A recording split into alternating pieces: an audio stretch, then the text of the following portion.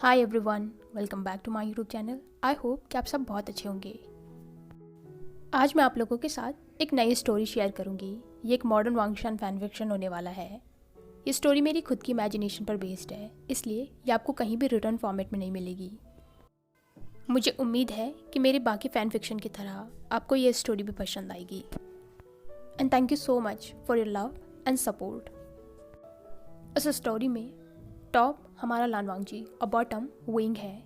वांगजी एक रथलेस बिजनेसमैन है और विंग एक टीनेजर, एक कॉलेज गोइंग स्टूडेंट। ये एक हैप्पी एंडिंग फैन फिक्शन है, सो डोंट वरी। तो इसका पहला पार्ट आपको जैसा भी लगे मुझे कमेंट्स में ज़रूर बताइएगा। स्टोरी की स्टार्टिंग जियांग चेंग से होती है, जो किसी से फ़ोन पर बात कर रहा था।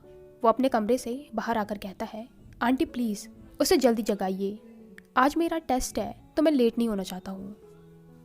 और अगर वो नाटक करे ना तो उससे कह दीजिएगा कि मैं उसके लिए शिजे का बनाया लोटस सूप लेकर आ रहा हूँ। अगर उसे चाहिए तो जल्दी उठकर तैयार हो जाए।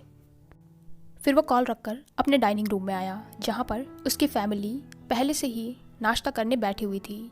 यानली उसे देखकर कहती है, आज चेंग इतनी देर कहाँ लगा दी? तुम तो कह रहे थे कि तुम्हारा आज टेस्ट है, जल्दी करो। और क्या तुम आशन के घर से होकर जाओगे? इस पर जियांग चेंग बैठकर कहता है, हाँ शिजे, उस इडियट को भी मैं ही पिक करूँगा। तो यानली उससे कहती है, ठीक है, मैंने उसके लिए लोटस सूप रखा है, उसे दे देना। वो दोनों सिबलिंग आपस में बातें कर ही रहे थे। उनके फादर जियांग पेंगमियान उन दोनों को देखकर स्माइल कर रहे थे, लेकिन उनके मदर के चेहरे पर एक फ्रॉन था। वो यानली की तरफ देखकर कहती हैं, आली तुम्हारा हो गया, मैंने तुमसे कितनी बार कहा है उस लड़के के बारे में बात मत किया करो। फिर वो जियांग चेंग को देखकर कहती है, और तुम्हें एक बात में कही हुई बात समझ नहीं आती। मैंने कहा था ना उससे दूर रहो।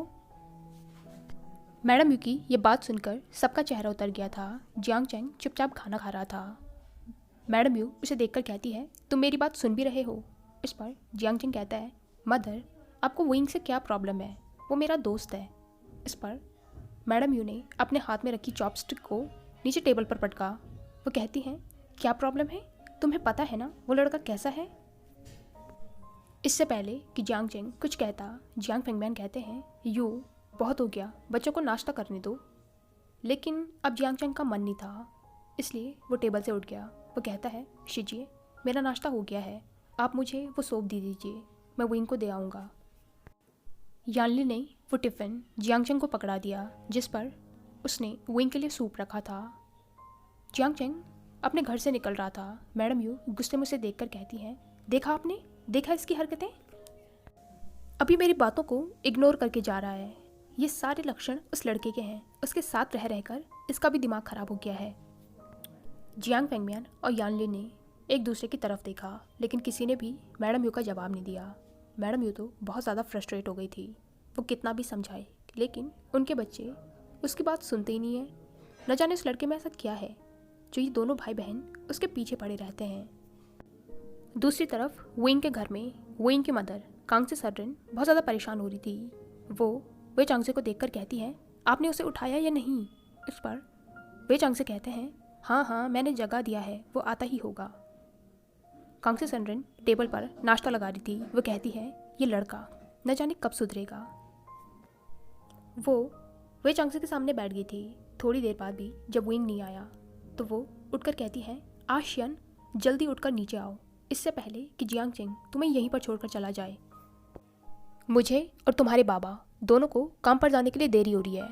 अगर तुम जल्दी नहीं आए ना तो मैं बाहर से दरवाज़ा लॉक करके चली जाऊंगी, फिर तुम पूरे दिन यहाँ पर सोते रहना।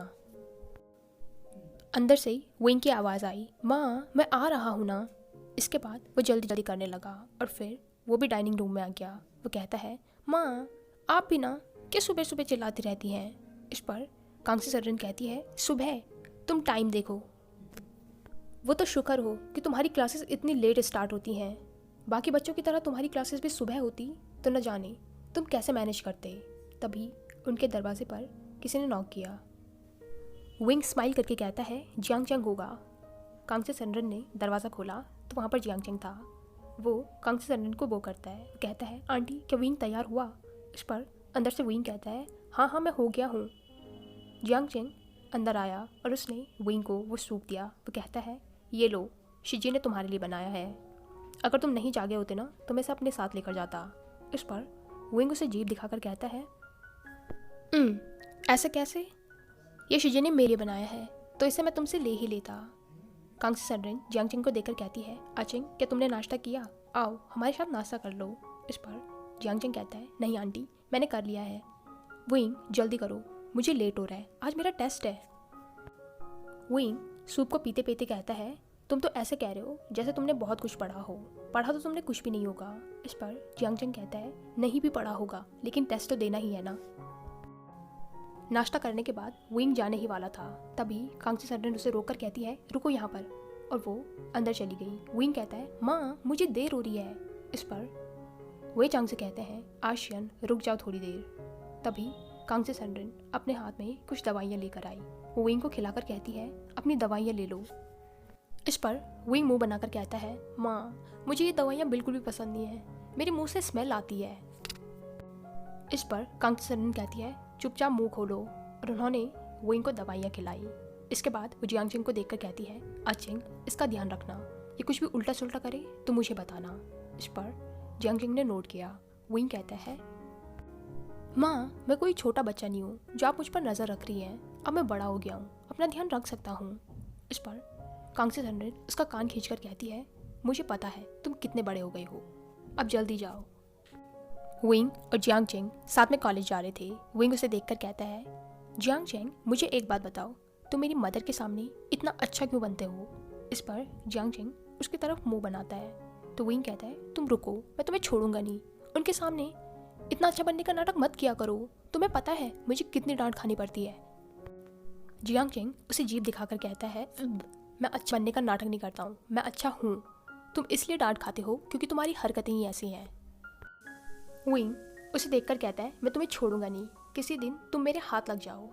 तभी जियांगचेंग उसके कंधे में हाथ रखकर कहता है, विंग तुम मुझे एक बात बताओ, तुम्हारी मदर तुम्हें किस चीज़ की दवाइयाँ खिलाती है? इस पर विंग कहता है, मुझे नहीं मालूम। जियांगचेंग ने कन्फ्यूजन में उसकी तरफ देखा तो विंग स्माइल करके कहता है, तुम्हें तो पता है ना मदर मेरी हेल्थ को लेकर कितना ज़्यादा कॉन्शियस रहती है, शायद वाइटामिन्स या फिर आयरन की। जियांगचेंग ने नोट किया। वो दोनों ही बात करते करते कॉलेज पहुंच गए थे। जियांगचेंग विंग को देखकर कहता है, तुम अपने दोस्तों को ढूंढो, मेरा टेस्ट है तो मैं जा रहा हूँ। इस पर विंग कहता है, ठीक है मुझसे बाद में मिलना, और उसके बाद जियांगचेंग वहाँ से चला गया। विंग अपनी क्लासेस की तरफ जाने ही वाला था, तभी किसी ने उसके कंधे में हाथ रखा। विंग उस पर्सन की तरफ देखकर कहता है, शिंगचेन। शाओ शिंगचेन जो कि विंग का दोस्त है और साथ ही वो सेम क्लब में है जिसमें विंग है। शिंगचेन विंग की तरफ स्माइल देकर कहता है, विंग तुमने देर कर दी, जल्दी चलो, क्लब में कुछ काम है। विंग आर्ट क्लब में है और वो आर्ट क्लब का प्रेसिडेंट है। विंग शिंगचेन को देखकर कहता है, कोई बात है क्या? इस पर शिंगचेन कहता है, एक्चुअली ज़्यादा बड़ी बात नहीं है, लेकिन फिर भी हमारी क्लब की स्ट्रेंथ पूरी हो चुकी है, जितनी सीट्स थी सारी भर गई हैं, लेकिन एक लड़की है जो हमारी क्लब को ज्वाइन करना चाहती है। मैंने उससे बात करके कहा था कि अब हमारी क्लब में कोई भी सीट नहीं है, लेकिन फिर भी वो जिद पर अड़ी हुई है। विंग कहता है, तो फिर तुम्हें उसे बताना चाहिए था कि हम उसे जगह नहीं दे सकते हैं, वो अगली बार ट्राई कर सकती है। इस पर शिंगचेन कहता है, मैंने उसे समझाया है लेकिन वो लड़की मान ही नहीं रही है। पहले मैंने सोचा कि वो इतनी जिद कर रही है तो आर्ट उसका पैशन होगा, उसके अंदर कुछ टैलेंट होगा, तो मैंने सोचा कि उसे एक सीट दे दी जाए, लेकिन उससे पहले मुझे उसका वर्क देखना था। जब मैंने उससे कहा कि क्या वो मुझे उसका कोई आर्ट वर्क दिखा सकती है तो वो मुझसे कहने लगी कि वो फर्स्ट टाइम आर्ट सीख रही है, इसलिए वो हमारा क्लब ज्वाइन करना चाहती है। इस पर विंग हंसकर कहता है, फर्स्ट टाइम सीख रही है तो वो क्लब की ज्वाइन कर रही है, क्लब उन लोगों के लिए है जो ऑलरेडी आर्ट में इंटरेस्टेड है, जिनको कुछ आता है।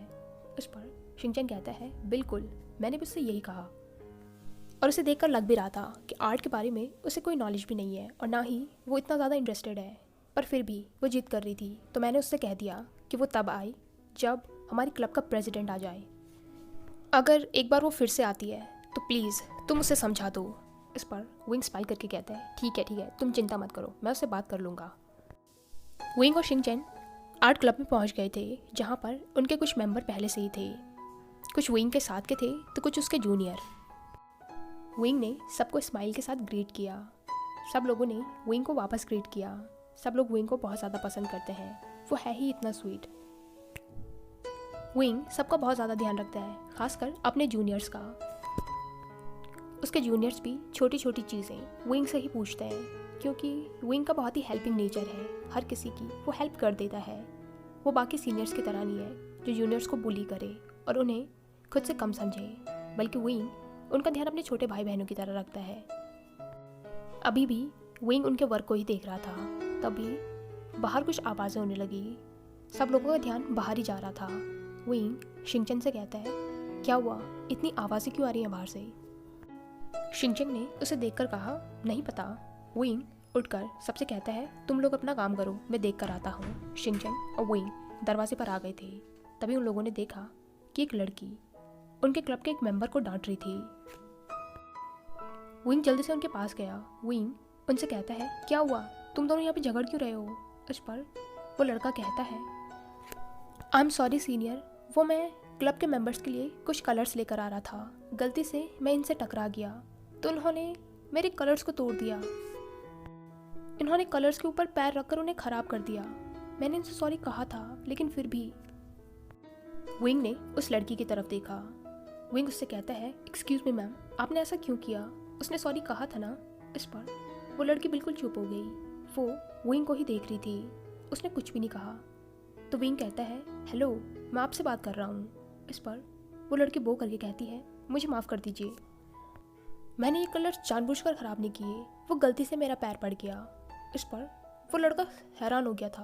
वो उस लड़की को देखकर कहता है, अरे आप झूठ क्यों कह रही हैं, आपने जानबूझकर इनके ऊपर पैर रखा। उस लड़की के साथ एक दूसरी लड़की थी। वो उस लड़की को धक्का देकर कहती है, तुम झूठ क्यों बोल रहे हो, वो बिल्कुल सच कह रही है, उसने गलती से तुम्हारे कलर्स के ऊपर पैर रखा। वो लड़का धक्का लगने की वजह से पीछे गिरने वाला था, लेकिन शिनचैन ने उसे संभाल लिया। विंग उस दूसरी लड़की को देखकर कहता है, ये आप क्या कर रही हैं, आपने उसे धक्का क्यों दिया? वो लड़की कुछ कहने वाली थी, तभी वो पहली लड़की उसे रोककर कहती है, चिंशु चुप करो। इस बात पर उस लड़की चिंशु ने अपना मुंह बनाया तो वो पहली लड़की विंग को बो करके कहती है, मुझे माफ़ कर दीजिए, ये मेरी गलती थी, जितना भी नुकसान हुआ है मैं उसकी भरपाई कर दूंगी। विंग ने अपने जूनियर को देखा, वो उसे देखकर कहता है, तुम ठीक हो? इस पर उस लड़के ने नोट किया। विंग उससे कहता है, ठीक है, तुम अंदर जाओ, हम बाकी कलर्स बाद में ले आएंगे। इसलिए वो लड़का वहाँ से चला गया। विंग उन लड़कियों को देखकर कहता है, आप लोग भी यहाँ से जा सकती हैं, और हाँ, I am sorry. Wing Shinchan के साथ अंदर जाने ही वाला था, तभी वो लड़की कहती है, एक्सक्यूज़ मी, मुझे आपसे कुछ बात करनी है, आप वेवुशियान है ना? विंग रुक गया। तभी शिनचैन ने विंग से धीरे से कहा, विंग, ये वही लड़की है जिसकी मैं बात कर रहा था। विंग उस लड़की की तरफ मुड़ा। वो लड़की कहती है, मेरा नाम लैनी है, मैं आपकी जूनियर हूँ और मैं आपके आर्ट क्लब को ज्वाइन करना चाहती हूँ। मैंने इनसे पूछा था, लेकिन इन्होंने कहा कि जब प्रेसिडेंट आएंगे तब मैं उनसे पूछ लूँ, तो क्या मैं आर्ट क्लब ज्वाइन कर सकती हूँ? विंग ने उसे ध्यान से देखा। वो कहता है, क्या तुमने पहले कभी आर्ट की है? इस पर वो लड़की चुप हो गई। फिर वो सोचकर कहती है, मैंने की तो नहीं है, लेकिन मैं सीख जाऊंगी। इस पर विंग कहता है, आई एम सॉरी, लेकिन हमारे क्लब में अब कोई भी सीट खाली नहीं है, तो हम आपको एंट्री नहीं दे सकते हैं। लेकिन अगर आपको आर्ट का इतना शौक है तो आप पहले आर्ट सीख सकती हैं। बहुत से ऑनलाइन कोर्सेज हैं जिन्हें आप ले सकती हैं। जब आपको आर्ट के बारे में थोड़ी नॉलेज हो जाए, उसके बाद आप अगले साल इस क्लब को ज्वाइन कर सकती हैं। ये सुनकर उस लड़की लैनी का चेहरा उतर गया था। वो कहती है, प्लीज़ मुझे सच में इस क्लब को ज्वाइन करना है। इस पर शिनचैन कहता है, आप समझ क्यों नहीं रही हैं, आपको इस तरीके से हम अंदर नहीं ले सकते हैं। वो लड़की लैनी अपने पैर पटक कर कहती है, लेकिन क्यों? इस पर विंग कहता है, क्योंकि सीट्स नहीं हैं। लैनी अपनी आर्म्स को फोल्ड करके कहती है, और अगर सीट्स हुई तो आप मुझे एंट्री देंगे? इस पर शिनचैन कहता है, हमने कहा ना, सीट्स नहीं है तो हम आपको एंट्री नहीं दे सकते हैं। वो लड़की लैनी शिनचैन को देखकर कहती है, मैंने कहा अगर सीट्स होंगी तो क्या आप मुझे एंट्री देंगे? विंग ध्यान से लैनी को देख रहा था। ये कितनी ढीठ लड़की है, इसे एक बात में बात समझ नहीं आती है क्या? वो उससे कहता है, और सीट्स कैसे होंगी? इस पर लैनी स्माइल करके कहती है, उसकी चिंता आप मत कीजिए, मैं कल फिर आऊँगी। लेनी के जाने के बाद विंग ने शिंगचैन की तरफ देखा, जो स्माइल करके कहता है, ओ गॉड, ये कितनी अनोइंग है, कल भी इसने मुझे ऐसे ही परेशान किया। उसके बाद वो दोनों वापस अपने क्लब में चले गए थे और अपना काम करने लग गए थे। लेनी और चिंशू दोनों ही कैंटीन में बैठे हुए थे। चिंशू उसे देखकर कहती है, लेनी, उन्होंने तो कहा कि क्लब में सीट नहीं है, तो तुम सीट कहाँ से जनरेट करोगी? इस पर लेनी उसकी तरफ देखकर विंग करते हुए कहती है, ये तो बहुत ही ईजी है, कोई भी बंदा उस क्लब को छोड़ सकता है और उसकी सीट मैं ज्वाइन कर सकती हूँ। इस पर चिंशू कहती है, लेकिन कोई भी अपनी सीट क्यों छोड़ेगा? इस पर लेनी कहती है, क्योंकि मुझे वो सीट चाहिए। चिंसू उसे देखकर कहती है, तुम्हारा मतलब है कि तुम किसी से कहोगी कि वो तुम्हारे लिए एक सीट छोड़ दे? इस पर लेनी ने स्माइल किया। वो कहती है, oh my God, wing senior कितने हैंडसम हैं, आज मैंने पहली बार उन्हें इतनी नज़दीक से देखा। चिंसू अपना जूस पीकर कहती है, मुझे सच में यकीन नहीं हो रहा है कि जिसके पीछे पूरे कॉलेज के लड़के पड़े हुए हैं, वो विंग के पीछे क्यों पड़ी हुई है? इस पर लेनी ने उसकी तरफ देखकर विंक किया। वो कहती है, क्योंकि वो सबसे अलग है, लेकिन उसने तो तुम्हें नोटिस भी नहीं किया। इस पर लेनी कहती है, इसीलिए तो मैं वो आर्ट क्लब ज्वाइन करना चाहती हूँ। अगर उस आर्ट क्लब में मैं होंगी तो ज़्यादातर समय उनके पास रह पाऊँगी, और अगर किसी ने तुम्हारे लिए सीट नहीं छोड़ी तो फिर तुम क्या करोगी? इस पर लेनी कहती है, ऐसे कैसे नहीं छोड़ेगा, मेरी नज़र में कोई है जो उस क्लब को मेरे लिए छोड़ेगा, और वैसे भी अगर उसने नहीं छोड़ा तो मेरे पास और भी टेक्निक्स हैं।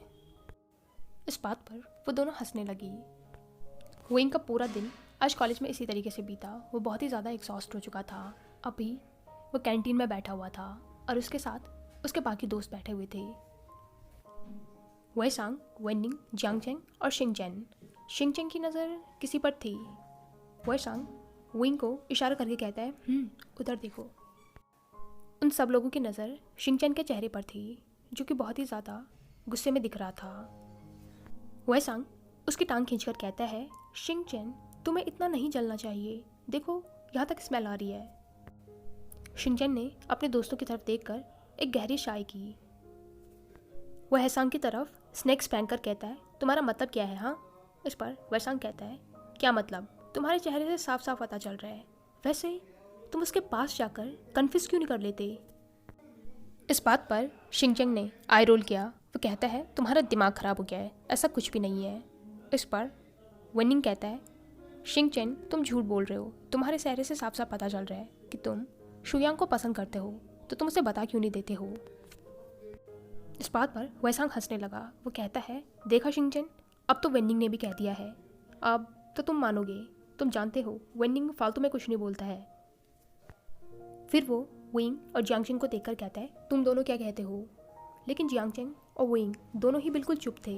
वेसांग कहता है, क्या हुआ तुम दोनों को, इतना खामोश क्यों हो? विंग कहता है, वेसांग, मुझे नहीं लगता है कि ऐसा कुछ भी है, तो तुम्हें ज़्यादा नहीं सोचना चाहिए। जियांगचेंग कहता है, मुझे भी यही लगता है, तुम्हें उसे इस तरीके से परेशान नहीं करना चाहिए। वेसांग अपने दोनों दोस्तों को देख रहा है। जियांगचेंग का तो उसे समझ आता है, क्योंकि वो हर समय ऐसी बातें करता रहता है, लेकिन विंग, वो तो सबकी टांग खींचने में नंबर 1 है, तो अभी वो इतना सीरियस क्यों है? तभी कैंटीन में कुछ हलचल होने लगी। सब लोगों की नज़र एक जगह पर थी, तो उन दोस्तों ने भी उस तरफ देखा। वेसांग शाई करके कहता है, ये फिर से आ गया। ये वेनचाओ ना कभी भी नहीं सुधर सकता। उन्होंने देखा कि वेनचाओ कुछ बच्चों को बुली कर रहा था। विंग कहता है, तुम ठीक कह रहे हो। विंग अपनी सीट से उड़ गया था। जियांगचेंग उसका हाथ पकड़कर कहता है, क्या कर रहे हो? इस पर विंग कहता है, उसे सबक सिखाना ज़रूरी है, इस तरीके से वो किसी को भी कैसे बुली कर सकता है। जियांगचेंग उसका हाथ खींचकर कहता है, चुपचाप बैठे रहो, ज़्यादा हीरो मत बनो। अगर तुमने मेरी बात नहीं सुनी ना, तो मैं तुम्हारी मदर को बताऊंगा। इस पर विंग ने उसकी तरफ डिसबिलीफ में देखा। वो कहता है, जियांगचेंग, तुम्हारा दिमाग खराब हो गया है। तभी वेसांग ने विंग का दूसरा हाथ खींचा। वो कहता है, वे ब्रदर, नीचे बैठिए, वहाँ देखिए, आपको जाने की ज़रूरत नहीं है। विंग ने वेनचाओ की डायरेक्शन में देखा, तो वहाँ पर वेनचाओ के सामने लेनी खड़ी थी।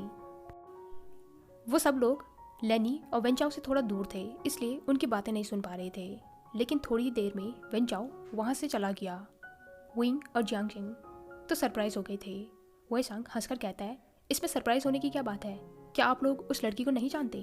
इस पर वुइंग कहता है, कौन है वो? वेसांग कहता है, इसका मतलब आप लोग उसे नहीं जानते। आप लोगों ने लैंड कॉरपोरेशन का नाम सुना है? इस पर जियांगचेन कहता है, सुना है, क्यों? जो लैंड कॉरपोरेशन का सीईओ है वो उसका बड़ा भाई है। वुइंग सोचकर कहता है, लैंड कॉरपोरेशन जो यहाँ की सबसे बड़ी कंपनी में एक है। इस पर वेसांग ने नोट किया। वुइंग कहता है, मेरे फादर वहीं काम करते हैं। वेसांग कहता है, ओह सच में? इस पर वुइंग ने नोट किया। वेसांग कहता है, तो वो जो वहाँ का सीईओ है ना, लेनी उसी की बहन है। और फिर हमारे टीचर है ना लेन शिचिन, वो भी इसी के भाई हैं। ये सुनकर जियांगचेन सरप्राइज हो गया। वो कहता है, लेन शिचिन जो हमारे प्रोफेसर हैं। इस पर वेसांग ने नोट किया। वो कहता है, वो जो तुम्हारे क्रश हैं। इस पर जियांगचेन ने उसके हाथ पर स्मैक किया। वो कहता है, बकवास बंद करो। वेसांग हंसकर कहता है, ज़रूर उसने वेनचाओ को अपने भाई के नाम से डराया होगा, इसीलिए वेनचाओ वहाँ से भाग गया। इस बात पर वो सब दोस्त हंसने लगे। हाय एवरीवन, आई होप कि आपको ये फैन फिक्शन का पहला पार्ट पसंद आया हो।